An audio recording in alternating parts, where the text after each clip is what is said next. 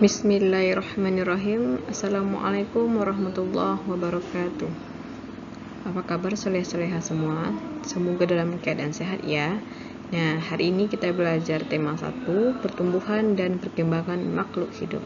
Sebelum belajar, alangkah lebih baiknya kita berdoa terlebih dahulu. Berdoa mulai. Bismillahirrahmanirrahim. Rabbi zidni ilma warzuqni fahma. Amin. Hari ini kita di tema 1 subtema 4, yaitu tentang pertumbuhan dan perkembangan tumbuhan. Masih ingatkah soleh-soleha tentang ciri-ciri dari makhluk hidup? Nah, salah satunya adalah berkembang biak. Perhatikan gambar di samping. Ini merupakan Siti dan ibunya yang sedang menanam biji untuk dijadikan tanaman yang baru. Tumbuhan berkembang biak dengan beberapa cara, diantaranya dengan biji, tunas, dan stek. Namun, sebagian besar tumbuhan berkembang biak dengan biji. Biji ini terdapat di dalam buah, sedangkan buah berasal dari bunga. Jadi, tumbuhan dewasa yang berbunga akan menghasilkan buah yang berisi biji. Nah, seperti itu soleh-soleha. Hari ini yang kita bahas adalah cara tumbuhan berkembang biak dengan biji dan juga tunas. Kita bahas yang pertama dulu, yaitu tumbuhan berkembang biak dengan biji. Nah, tidak semua bunga akan menjadi buah dan biji. Biji akan terbentuk jika terjadi penyerbukan. Soleh-soleha tahu tidak apa itu penyerbukan? Nah, penyerbukan itu merupakan peristiwa jatuhnya serbuk sari di atas kepala putik. Nah, sebagai rujukan untuk soleh-soleha, perhatikan gambar di samping. Ini merupakan sebuah bunga lengkap dengan bagiannya masing-masing. Ada mahkota, kepala sari, benang sari, kepala putik, sampai dengan tangkai bunga. Nah, yang kepala sari dan kepala putik inilah yang akan terjadi penyerbukan nantinya. Yang terjadi apabila jatuhnya serbuk sari di atas kepala putik hingga akan terbentuknya biji. Setelah terjadi peristiwa penyerbukan, maka akan terbentuklah biji. Nah, bagian-bagian biji itu tersendiri adalah, perhatikan gambar di samping. Nah, biji terdiri dari embrio, kotiledon, dan kulit biji. Embrio adalah calon tumbuhan baru, sedangkan kotiledon adalah cadangan makanan untuk tumbuhan baru selama masa pertumbuhan.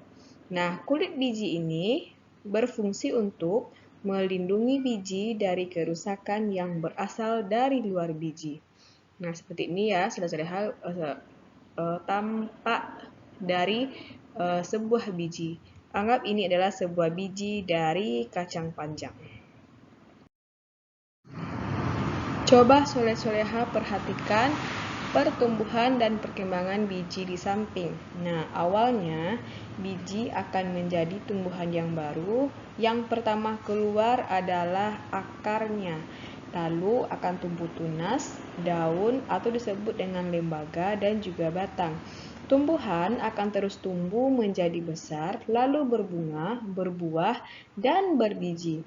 Tahapan perkembangbiakan biji menjadi tumbuhan disebut dengan siklus atau daur hidup. Kita masuk ke cara yang kedua dalam pertumbuhan yaitu dengan tunas. Tunas adalah tumbuhan baru atau anakan yang tumbuh dekat dengan induknya atau di bagian tubuh induknya, misalnya di dekat batang induknya, kemudian ketiak daun dan juga batang kayu yang sudah ditebang, dan lain sebagainya. Tunas ini tumbuh dari batang yang terdapat di dalam tanah. Tunas muda menjadi tumbuhan baru dan tumbuh di sekitar induknya sehingga terbentuklah rumpun. Nah, tunas ini tidak tergantung pada induknya. Misalnya, induknya ditebang, nah tunas ini akan tetap tumbuh. Tumbuhan yang berkembang biak dengan tunas, contohnya adalah, nih ada nih, siapa yang tahu? Ini merupakan bambu. Contoh lain dari tumbuhan yang berkembang biak dengan tunas adalah pisang dan tebu. Nah, pernah tidak soleh-soleha melihat tebu yang ada tunas barunya di dekat batang induknya? Nah, ini merupakan cara perkembangbiakan dengan tunas. Nah, ada juga tumbuhan yang tunasnya tumbuh di daun induknya. Nah, ini disebut dengan cocor bebek. Nah, ini berfungsi untuk obat ya, soleh-soleha. Nah, tentang tanaman ini Rasulullah telah memberikan contoh kepada kita untuk menjaga dan merawat tanaman. Pasalnya, menanam pohon berarti kita bersedekah yang akan mendatangkan pahala. Nah, soleh-soleha, mari kita berlatih dan mempraktekkan menanam pohon di depan rumahnya. Nah, silakan soleh-soleha tanam. Jika sudah ada, silakan rawat dengan baik sehingga memberikan manfaat untuk keluarga soleh-soleha. Alhamdulillah, sekian dulu pembelajaran kita hari ini. Semoga soleh-soleha dapat memahami materi kita hari ini. Sebelum kita tutup, alangkah lebih baiknya kita berdoa terlebih dahulu. Subhanaka Allahumma wa bihamdika asyhadu an la ilaha illa anta astaghfiruka wa atubu ilaik. Sekian dulu ya soleh-soleha, salah janggal mohon maaf. Akhir kata, Assalamualaikum warahmatullahi wabarakatuh.